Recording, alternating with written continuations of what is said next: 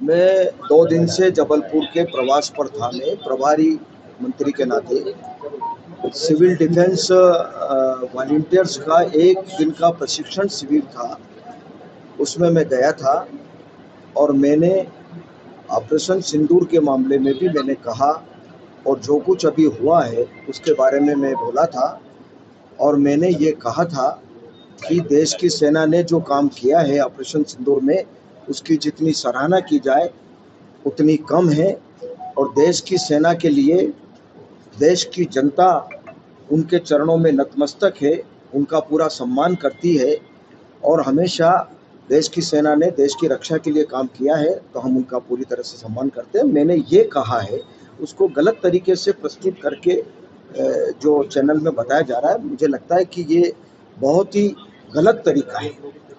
मैंने पूरा सम्मान करने की बात कही है और देश की जनता सेना के चरणों में, भारत की सेना के चरणों में प्रणाम करती है, नतमस्तक है, ये शब्द मेरे हैं। आप अच्छी तरह से उस वीडियो को देखेंगे, मेरी भावना ये है।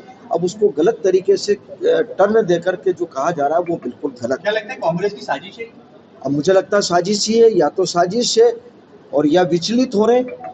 क्या वीडियो को नकार रहे हैं पूरे तरीके से, जो वीडियो मार्केट में चल रहा है इसको? भाई मैं कह रहा हूँ कि जो शब्द मैंने कहे वो बात सामने आना चाहिए, वो भावना सामने आना चाहिए।